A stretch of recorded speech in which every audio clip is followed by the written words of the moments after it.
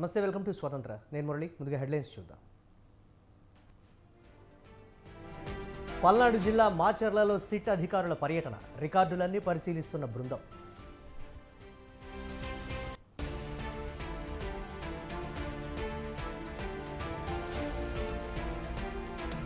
ప్రజల వద్దకే పాలన కార్యక్రమం ప్రారంభం, మార్పు కావాలని ఇందిరమ్మ రాజ్యం తెచ్చుకున్నామన్న పొంగులేటి.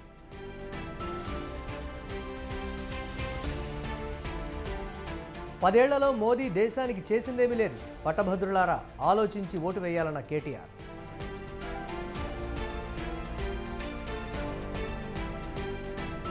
తెలంగాణ కేబినెట్ భేటీకి సిఈసి గ్రీన్ సిగ్నల్, షరతులతో కూడిన అనుమతినిచ్చిన ఈసీ.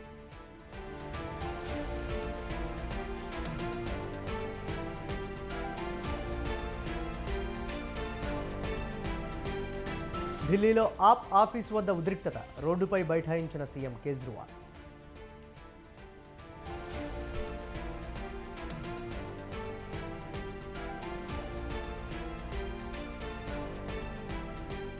అండమాన్ను తాకిన నైరుతి రుతుపవనాలు, తెలుగు రాష్ట్రాలకు భారీ వర్ష సూచన.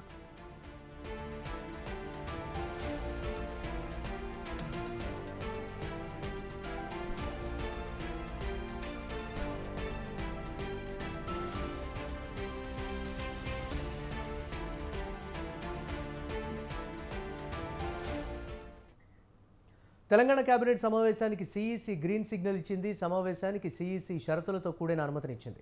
అత్యవసర విషయాలపైనే చర్చించాలని సూచించింది. ఎన్నికల సంఘం జూన్ 4లోపు చేపట్టాల్సిన అత్యవసర కార్యక్రమాలపై మాత్రమే కేబినెట్లో చర్చించాలని షరతు పెట్టింది. లోక్సభ ఎన్నికల ప్రక్రియ పూర్తయ్యే వరకు హైదరాబాద్ ఉమ్మడి రాజధాని, రైతు రుణమాఫీ అంశాలను వాయిదా వేయాలని సిఈసి సూచించింది. ఎన్నికల ప్రక్రియలో భాగస్వాములైన అధికారులు కేబినెట్ భేటీకి హాజరు కాకూడదని సిఈసి షరతు విధించింది.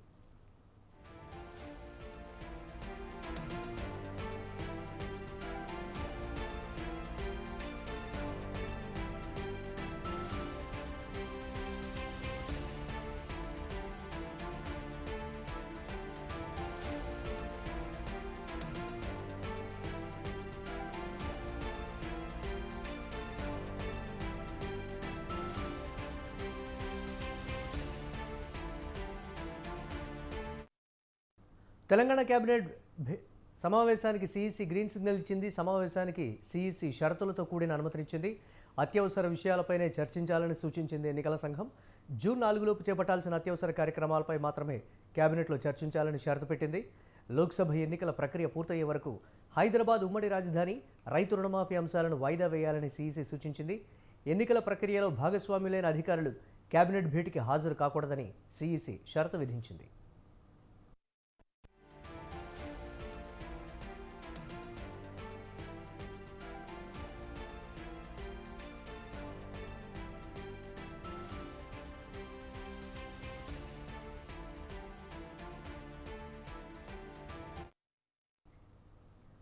నల్గొండ, వరంగల్, ఖమ్మం గ్రాడ్యుయేట్ నియోజకవర్గ ఎమ్మెల్సీ ఎన్నికల్లో బీఆర్ఎస్ అభ్యర్థిని గెలిపించాలని ఆ పార్టీ వర్కింగ్ ప్రెసిడెంట్ కేటీఆర్ అన్నారు. భువనగిరిలో జరిగిన సమావేశంలో ఆయన పాల్గొన్నారు. ఈ ఎన్నికల్లో గెలుపు తమదేనని, ఓటర్లు ఆలోచించి ఓటు వేయాలని కోరారు. బీఆర్ఎస్ అభ్యర్థి రాకేష్ రెడ్డి స్వయం కృషితో పైకి వచ్చాడని, హైలీ ఎడ్యుకేటెడ్ వ్యక్తి అని చెప్పుకొచ్చారు. ప్రధాని మోదీ అన్ని వర్గాలను మోసం చేస్తూ వస్తున్నారని, విభజన హామీలను తొంగలో తొక్కారని విమర్శించారు. 2 సభలు ఉంటాయి, ఒకటి శాసనసభ, రెండవది శాసన మండలి. అదేవిధంగా పార్లమెంట్ కనుక మీరు చూసినట్టయితే లోవర్ హౌస్, అప్పర్ హౌస్ అంటారు. లోవర్ హౌస్ లోక్సభ అయితే అప్పర్ హౌస్ రాజ్యసభ. అసలు ఎందుకు 2 సభలు ఎందుకు ఉండాలి? శాసనసభ, శాసన మండలి వేరువేరుగా ఎందుకు ఉండాలి అంటే ఒక చెక్ అండ్ బ్యాలెన్స్ ఉండాలి సిస్టంలో బ్యాలెన్స్ ఉన్నప్పుడే ప్రభుత్వం అనేది పద్ధతిగా నడుస్తుంది. లేకపోతే అప్పుడప్పుడు ప్రభుత్వాలు నియంతృత్వ పోకడలు అనుసరించినా, ప్రభుత్వాలు కొంత ఏకపక్షంగా పోయినా వాటికి చెక్ పెట్టాలంటే, వాటి యొక్క నియంతృత్వ పోకడలను ఎదుర్కోవాలంటే అప్పర్ హౌస్ కూడా ఉండాలన్న ఒక మంచి ఆలోచనతోనే రాజ్యాంగంలోనే మనకు అప్పర్ హౌస్ అనే ఒక నిబంధన తీసుకొని వచ్చినారు. దానిలో భాగంగానే వచ్చింది మన దగ్గర కూడా శాసన మండలి. శాసనసభకు శాసన మండలికి తేడా ఏంటంటే శాసనసభలో ఉండే 119 నియోజకవర్గాలకేమో డైరెక్ట్గా ప్రజలు ఓట్లు వేస్తారు, గెలిచిన వాళ్ళు శాసనసభకు వస్తారు. శాసన మండలిలో సంఖ్యాబలం పెంచుకోవడానికి టీ కాంగ్రెస్ ప్రయత్నిస్తోంది. ఇందుకు అంది వచ్చిన ప్రతి అవకాశాన్ని సద్వినియోగం చేసుకోవాలని హస్తం పార్టీ చూస్తోంది. ఉమ్మడి ఖమ్మం, వరంగల్, నల్గొండ జిల్లాల గ్రాడ్యుయేట్ ఎమ్మెల్సీ ఉప ఎన్నికకు మే 27న పోలింగ్ జరగనుంది. తెలంగాణలో కాంగ్రెస్ పార్టీ అధికారంలోకి వచ్చాక జరుగుతున్న తొలి ఉప ఎన్నికలు ఇవి. దీంతో ఎలాగైనా ఎమ్మెల్సీ స్థానాన్ని కైవసం చేసుకోవాలని కాంగ్రెస్ ప్రయత్నాలు ముమ్మరం చేసింది. ఎమ్మెల్సీ స్థానం గెలుపు కోసం హస్తం పార్టీ ఎలాంటి వ్యూహరచన చేస్తోంది, ఏ రీతిని పావులు కలుపుతోంది? Watch the story.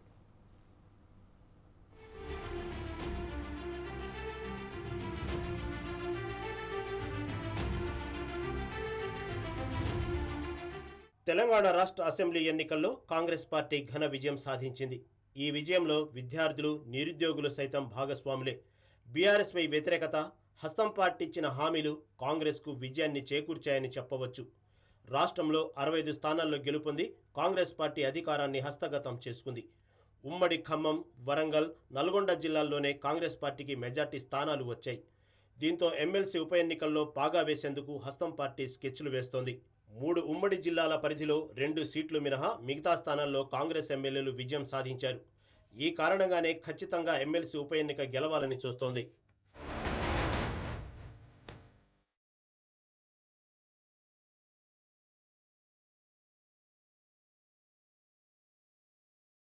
Graduate MLC ఎన్నికల్లో మెజార్టీగా ఉన్నది విద్యార్థులు, నిరుద్యోగులే. నిరుద్యోగులు గత బీఆర్ఎస్ ప్రభుత్వంపై తీవ్ర నిరసన తెలిపారు. ఈ వ్యతిరేకత సైతం బీఆర్ఎస్ సర్కారు కూలడానికి ఓ కారణమైందని తెలుస్తోంది. కాంగ్రెస్ పార్టీ అధికారంలోకి వచ్చిన అనంతరం జరుగుతున్న ఈ ఎన్నికలు కావటంతో ఇప్పుడు ఎలాగైనా ఈ ఎన్నికల్లో విజయబావుట ఎగరవేయాలని హస్తం పార్టీ పెద్దలు భావిస్తున్నారు. ఈ ఎన్నికల్లో గెలిస్తే తమ ప్రభుత్వం 5 నెలల పాలనపై ప్రజలు సానుకూలంగా ఉన్నారనే అభిప్రాయం వస్తుందని కాంగ్రెస్ నేతలు అనుకుంటున్నారు.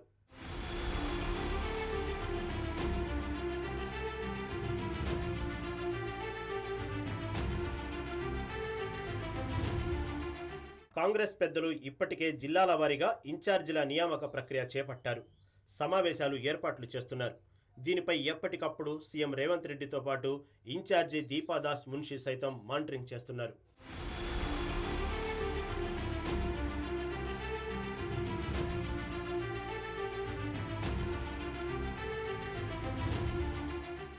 మండలి పునరుద్ధరణ అనంతరం వరంగల్, నల్గొండ, ఖమ్మం పట్టభద్రుల ఎమ్మెల్సీ స్థానానికి 2007, 2009, 2015, 2021లో వరుసగా గులాబీ పార్టీ గెలిచింది. ఈ ఎమ్మెల్సీ స్థానానికి 2021లో జరిగిన ఎన్నికల్లో బీఆర్ఎస్ అభ్యర్థి పల్లా రాజేశ్వర్ రెడ్డి విజయం సాధించారు.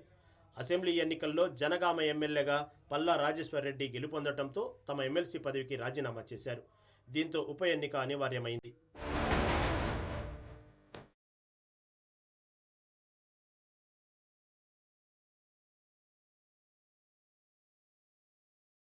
ఈ పట్టభద్రుల స్థానానికి ఉమ్మడి వరంగల్, ఖమ్మం, నల్గొండ పరిధిలో 4,61,806 మంది పట్టభద్రులు ఓటర్లు ఉన్నారు.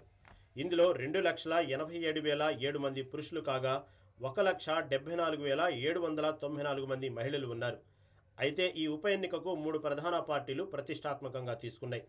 సిట్టింగ్ స్థానాన్ని దక్కించుకోవాలని బీఆర్ఎస్, ఈ ఎమ్మెల్సీ స్థానాన్ని చేజిక్కించుకొని తమ గళాన్ని మరింతగా మండలిలో వినిపించాలని అధికార కాంగ్రెస్ పార్టీ ప్రయత్నిస్తుండగా బీజేపీ సైతం తన వంతు ప్రయత్నం చేస్తూ పోటీకి దిగింది.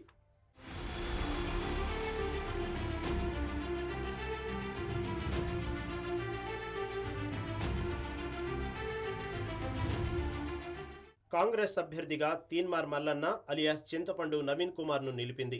2021 ఎన్నికల్లో స్వతంత్ర అభ్యర్థిగా బరిలో ఉన్న తీన్మార్ మల్లన్న 2వ స్థానంలో నిలిచి అధికార బీఆర్ఎస్ పార్టీని ఖంగు తినిపించాడు. ఈసారి కాంగ్రెస్ అభ్యర్థిగా ఆయన బరిలో దిగుతున్నారు. కాంగ్రెస్ పార్టీ ఎమ్మెల్సీ ఉప ఎన్నిక నల్లేరు మీద నడకే అన్న ధీమాతో ఉంది. ఇప్పటికే ఉప ఎన్నికపై 3 జిల్లాల ముఖ్య నేతలతో సమావేశాలను హస్తం పార్టీ పూర్తి చేసింది.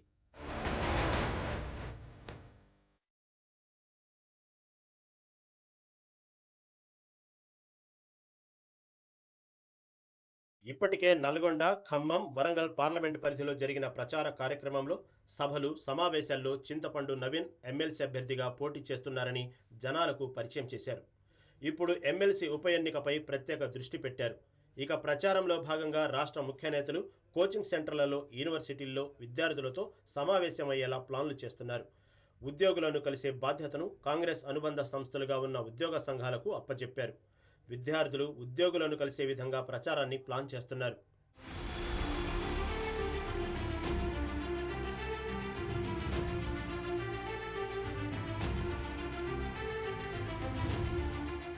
ఉమ్మడి నల్గొండ, వరంగల్, ఖమ్మం, పట్టభద్రుల ఎమ్మెల్సీ ఉప ఎన్నికకు మే 27న పోలింగ్ జరగనుంది. ఆ రోజు ఉదయం 8 గంటల నుంచి సాయంత్రం 4 గంటల వరకు ఓటింగ్ జరగనుంది. ప్రస్తుతం ఉన్న 12 జిల్లాల పరిధిలో మొత్తం 605 పోలింగ్ కేంద్రాలను అధికారులు ఏర్పాట్లు చేస్తున్నారు. బ్యాలెట్ పేపర్ ద్వారా ఈ ఎన్నికలు జరుగుతుండగా పట్టభద్రుల ప్రాధాన్యత క్రమంలో ఓటు హక్కును వినియోగించుకోనున్నారు.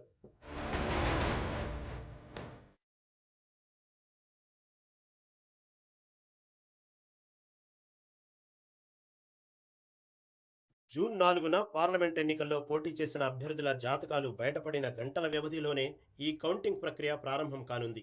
గులాబీ పార్టీకి కంచుకోటగా ఉన్న ఉమ్మడి నల్గొండ, వరంగల్, ఖమ్మం ఎమ్మెల్సీ స్థానంపై పట్టభద్రులు ఏ జెండా ఎగురవేసి ఎవరి పక్షాన నిలుస్తారో చూడాలి మరి.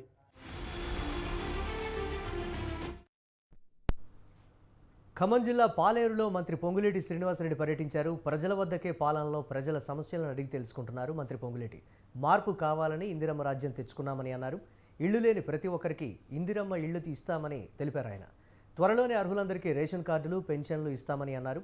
గ్రామంలో కమిటీ వేసుకొని సమస్యలు తన దృష్టికి తీసుకురావాలని, భవిష్యత్తులో ఆ కమిటీని ఇందిరమ్మ కమిటీగా మారుస్తామని మంత్రి స్పష్టం చేశారు. ఎన్నికల్లో మీరందరూ రాత్రి పగలు అని కష్టపడి మీ సీనన్నను గెలిపించుకుంటే మాకు మంచి జరుగుద్దని, ఇందిరమ్మ రాజ్యం వస్తే మన కష్టాలు పోతాయని కష్టపడి కనీ విని ఎరగని మెజార్టీతో మీ సీనన్నైన నన్ను గెలిపించారు. మీరు గెలిపించడమే కాదు, మార్పు కావాలని, ఇందిరమ్మ రాజ్యం రావాలి అని రాష్ట్రంలో ఇందిరమ్మ ప్రభుత్వాన్ని తెచ్చుకున్నాం. ఆ ప్రభుత్వంలో మీ సీనన్నకి పెద్దపేట రెవెన్యూ అంటే మీరు అడిగే ఈ భూమి పంచాయతీలన్నీ నా దాంట్లోకి వస్తాయి. మీరు అడిగే ఇళ్ల స్థలము నాకే వస్తుంది, నా దాంట్లోనే ఉంటది. మీరు అడిగే ఇల్లు కూడా నేను ఇచ్చేది అంటే నా శాఖ కిందనే ఉంటది. కాబట్టి నేను ఇంకొకళ్ళు ఎవరిని అడగకుండా, పాలేరు అంటే నా సొంత ఇల్లు లాంటిది, పాలేరు నియోజకవర్గం అంటే.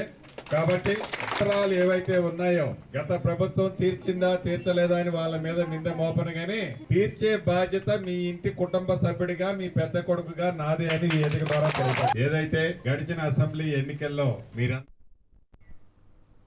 తుపాకుల మోతతో దండకారణ్యం దద్దరిల్లుతోంది. పచ్చని అడవిలో నెత్తురు పారుతోంది. ఎటు చూసినా శవాల కుప్పలే. మావోయిస్టుల నిర్మూలన లక్ష్యంగా భద్రతా దళాలు చేపడుతున్న ఆపరేషన్లో వందలాది ప్రాణాలు కోల్పోతున్నారు.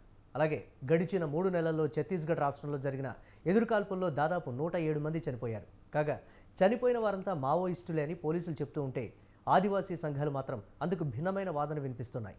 మావోయిస్టుల పేరుతో సామాన్యులను హత్య చేస్తున్నారని ఆరోపిస్తున్నారు ఆదివాసీ సంఘాల నాయకులు.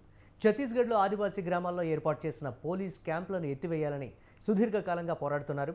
తమపై జరుగుతున్న హింసకు అంతు లేకుండా పోతోందని, మావోయిస్టును సాకుగా చూపి మొత్తం ఆదివాసీ సమాజాన్ని అంతం చేసే కుట్ర జరుగుతోందని అంటున్న ఛత్తీస్గఢ్ మూలవాసీ బచావ్ మంచ్ సభ్యులతో మా ప్రతినిధి ఫేస్ టు ఫేస్. ఎన్నికలు జరుగుతున్న సమయంలో ఛత్తీస్గఢ్లో జరుగుతున్న మావోయిస్ట్ ఎన్కౌంటర్లు ప్రస్తుతం దేశవ్యాప్తంగా చర్చనీయాంశంగా మారాయి. ముఖ్యంగా మావోయిస్టులను ఎన్కౌంటర్ చేసేందుకు, మావోయిస్టులను పట్టుకునేందుకు ఏర్పాటు చేస్తున్న క్యాంపులతో ఆదివాసీ గిరిజన ప్రజలు ఎంతో ఇబ్బందులు పడుతున్నారు అన్నట్టు కూడా రోజురోజుకి కొన్ని సంఘటనలు బయటకు వస్తున్నాయి.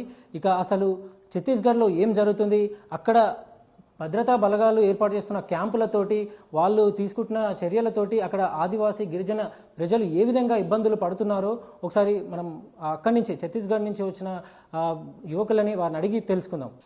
भैया छत्तीसगढ़ में माओवादी के लिए एनकाउंटर हो रहा, आपको उधर क्या हो रहा, अभी कंडीशंस कैसे है आपका ग्राम में? मेरा नाम सोडी बीमा, मैं बस्तर सुकमा जिला में रहने वाला, और हमारा संगठन मूलवासी बचाओ मंच नहीं सुना। मैं 4-5 दिन पहले तो क्या बोलते ड्रोन से एक लॉन्चर, ये बड़े बड़े युद्धों में चलता ऐसी टाइप का गाड़ियों से ड्रोन हमला किया जा रहे हैं और रॉकेट द्वारा फेंका जा रहा है। और गांव में पब्लिक क्या बोलते जंगल, हमारा जीवन जंगल में, चाहे सब्जी के लिए, चाहे लकड़ी पत्ता जो भी वगैरह हमको जंगल में ही ढूंढ के ला के बना के खाते। तो जंगल जाते तो इंसान जंगल नहीं, मतलब पहले जैसा अभी कैंप आया तो अभी नहीं जा, मतलब नहीं रह पा रहे। आप गवर्नमेंट के लिए आप क्या पूछ रहे हो? आप ये सिचुएशन हो रहा ना अभी आपका गांव में, नहीं तो छत्तीसगढ़ में हो रहा, क्या पूछ रहा, आप क्या डिमांड कर रहा? हम तो मांग लेके रखे, अभी तक मांग जब तक सरकार नहीं आई, जब तक नहीं मिलेगी तब तक धरना रखेंगे बैठे। तो फिर हम धरना बैठे तब पर बिना हमारे ऊपर आरोपी लगाते कि तुम नक्सली कहने पर यहाँ धरना बैठे, तुम्हारे पीछे कोई है नक्सली है, ऐसा। अच्छा, आपका गांव में कुछ ऐसा कैंप्स लगाया, पुलिस वाले कुछ कैंप्स लगाया आपका गांव में, नहीं तो आपका नज़दीक बाजू? मेरे गांव से करीबन लगभग 10 से 15 किलोमीटर पुआरती गांव में लगा हुआ। आपका मन में आपका आप क्या सोचते अगर गवर्नमेंट बोलते, सरकार बोलते माओइस्ट को ख़त्म करना मेरा टारगेट है बोलते, लेकिन आप लोगों को भी मार रहा आप बोलते, लेकिन डेवलपमेंट भी ऐसे से रुक जा रहा सालों भर से, आप क्या कहते आप? ये टोटली आदिवासियों को ख़त्म करने का साजिश बना रहे सरकार। अब देखो, नक्सली को मारना छोड़ के, नक्सली तो हम बिना हथियार के नक्सली नहीं हो सकता, बिना वर्दी से नक्सली नहीं हो सकता। आप बोलो भैया, आप कहाँ रहते छत्तीसगढ़ में? मैं छत्तीसगढ़ सुकमा जिला का हूँ। मैं भी मूलवासी बसाव मंच का। कैसे है अभी आपका गांव में, ना तो छत्तीसगढ़ में कैसे है अभी? गांव में पूरा बस्तर ही खराब है, तो वहाँ के जो आदिवासी अभी बहुत ही गंभीर परिस्थिति में जी रहे हैं। जैसा 2024 भाजपा छत्तीसगढ़ में भाजपा सरकार आने के बाद लगातार इधर जैसा न्यूज में आता है उधर तो वैसा नहीं है, पूरा निर्दोषी रहते हैं। फिर भी इधर जो आदिवासी नक्सली का मूवमेंट, नक्सली का घटना इस तरह आता है, वो पूरा निर्दोषी है, ऐसा नहीं है। तो आजकल के ज़माने में पूरा बस्तारी काली होने का निर्देशित ये अमित शाह ने बैट वगैरह कुछ कुछ देते रहते, ये गलत ही है। आपका गांव में कैसे है, पुलिस का रूल्स कैसे रहते हैं उधर? अरे पुलिस क्या है, पूरा गांव अभी एक जब पुलिस आ जाती है तो गांव वाले पूरा भग जाते हैं, क्योंकि गांव के लोग घर में रहने से मार दे रहे, सीधा शूट कर दे रहे, यहाँ जेल लेके जा रहे, इसलिए गांव वाले पूरा रात हो चाहे दिन हो एक जंगल में जो जानवर रहते उसके साथ अभी जीने का जी रहे हैं, मतलब जंगल में ही यापन कर रहे हैं। एनकाउंटर, पुलिस रूल्स, ऐसा आपको देख के आप कैसे लगता है उस टाइम? बहुत दुख लगता है। हाँ, जैसा पुलिस अब आदिवासियों को देखने से और ज़्यादा दुख लगता है कि ये आदिवासी की नक्सली क्या है, मतलब चारों तरफ हम पता नहीं बस्तर में रहेंगे नहीं रहेंगे। अब लगभग तो अब अमित शाह की कुछ बताए 10,000 आदिवासियों को मारेंगे, इस तरह का बात तो आते रहता है न्यूज में, कोई कोई बोलते रहते हैं, बहुत दुख लगता है। लेकिन अभी देश में एक एक सिटी रहते हैं, हैदराबाद और बेंगलुरु और दिल्ली, ऐसा सिटीज रहते हैं, तमिलनाडु, चेन्नई में, ऐसा सिटी से पूरा डेवलपिंग साइड से जाता है, डेवलप हो रहा। लेकिन आपको कैसे लगते हैं, आपका बस्तर डेवलप होना आपको लगता है ऐसा? नहीं, बस्तर में तो डेवलपमेंट होना चाहिए। जैसा हमारे आदिवासी अभी इतना परिस्थिति में गुजारे तो वहाँ भी डेवलपमेंट होना चाहिए। स्कूल, हॉस्पिटल, ये सारा जो सरकारी योजना के संबंध में आता है उसका होना चाहिए। पर वही है कि जैसा कैंप आता है, रोड आती है, वो किसके लिए आती नहीं पता, लेकिन हम लोकतंत्र है, एक आधार कार्ड है, उसके बिना आप नहीं जा सकते, रोड को क्रॉस नहीं कर सकते हैं।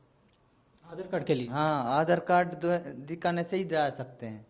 आप ही चाहे बेंगलोर से जाओ, हैदराबाद से जाओ, चाहे दिल्ली से जाओ, कहीं से भी आप एक प्रूफ दिखा के ही जा सकते हो। आप प्रूफ दिखाओ, वोटर आई डी कार्ड दिखाओ, आधार कार्ड दिखाओ।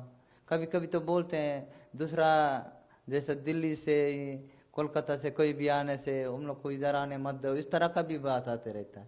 फाइनली आप क्या कहते हैं, क्या चेंज होना चाहिए आपको, आपका बस्तर में, आपका डिस्ट्रिक्ट में क्या चेंज आपका क्या चेंज आपको चाहते हैं?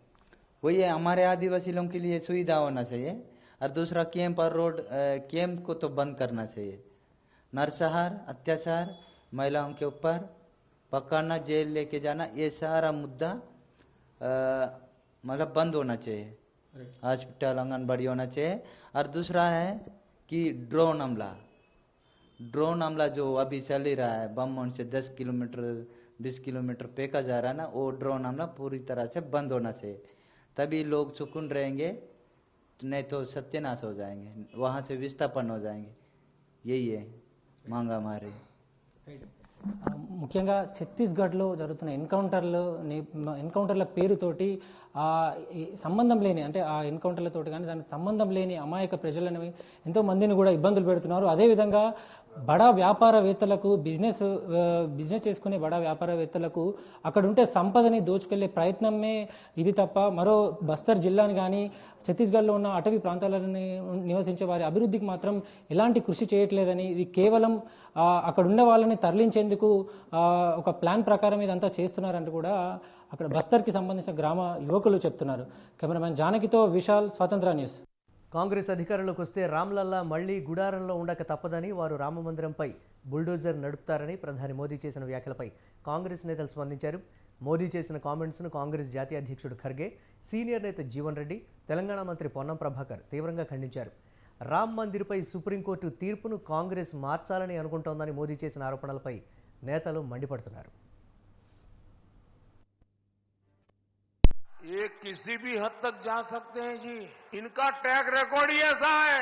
इनके लिए देश वेश कुछ नहीं है भाई, उनके लिए तो उनका परिवार और पावर, यही उनका खेल है। सपा कांग्रेस वाले सरकार में आए तो रामलला को फिर से टेंट में भेजेंगे और मंदिर पर बुलडोजर चलवा देंगे। ये किसी भी हद तक जा सकते हैं जी, इनका ट्रैक रिकॉर्ड ही ऐसा है। इनके लिए देश वेश कुछ नहीं है भाई, उनके लिए तो उनका परिवार और पावर, यही उनका खेल है। सपा कांग्रेस वाले सरकार में आए तो रामलला को फिर से टेंट में भेजेंगे और मंदिर पर बुलडोजर चलवा देंगे। ये किसी भी हद तक जा सकते हैं जी, इनका ट्रैक रिकॉर्ड। ప్రధాని మోదీ తన ప్రసంగాలతో ప్రజలను రెచ్చగొడుతున్నారని కాంగ్రెస్ జాతీయ అధ్యక్షుడు మల్లికార్జున్ ఖర్గే ఆరోపించారు. మోదీ ప్రజాస్వామ్యం గురించి పదే పదే మాట్లాడుతున్నారని, కానీ ఏనాడు దాని సిద్ధాంతాలకు కట్టుబడి ఉండలేదని విమర్శించారు. ఇండియా కూటమి అధికారంలోకి వస్తే రామమందిరంపైకి బుల్డోజర్లు పెడతాయని మోదీ చేసిన వ్యాఖ్యలపై ఖర్గే తీవ్రంగా స్పందించారు. కాంగ్రెస్ ఎవరిపైనా బుల్డోజర్ ప్రయోగించలేదని అన్నారు. మోదీకి మాత్రమే ఆ అలవాటు ఉందని చెప్పారు. రాజ్యాంగం కల్పించిన రిజర్వేషన్లు కొనసాగుతాయని, దాన్ని ఎవరూ ముట్టుకోలేరని ఖర్గే స్పష్టం చేశారు. किया बुलडोजर उनकी गवर्नमेंट है, हम किसी को आज तक बुलडोजर लगाया नहीं। और ये जो भगवान की मंदिर जो ट्रस्ट के ओर से बनी है, अभी बनने में है, ये जनता में एक भ्रम पैदा करने के लिए और जनता में एक रोष पैदा करके इंस्टिगेट करने का, ये तो मैं समझता हूँ ये तो इलेक्शन कमीशन उनके ऊपर एक्शन लेना चाहिए। जो इंस्टिगेटिव स्पीचेस करते हैं तो उनके खिलाफ तो कार्रवाई होनी चाहिए। खुद प्राइम मिनिस्टर कर रहे, अगर कोई छोटा मोटा नेता करता तो हम मानेंगे, ये बुलडोजर लगाएंगे वो लगाएंगे। जो चीजें हम नहीं कर सकते, इम्पॉसिबल है, और उसको उन्होंने ऐसा लोगों को भड़का रहे हैं, तो एक कभी नहीं होगा। हमारी गवर्नमेंट आने के बाद हर चीज की हिफाजत होगी। ये हमारा जो संविधान कहता है, संविधान के तहत हम चलेंगे। अलग अलग स्टेट में अलग अलग अलायंस है। हम सिर्फ दिल्ली में 3 सीटों पे अलायंस है, चंडीगढ़ में अलायंस है, बाकी कहां पर हमने उनको सीट एडजस्ट कर। ఇవి ఇప్పటి వరకున్న అప్డేట్స్. కీప్ వాచింగ్ స్వతంత్ర.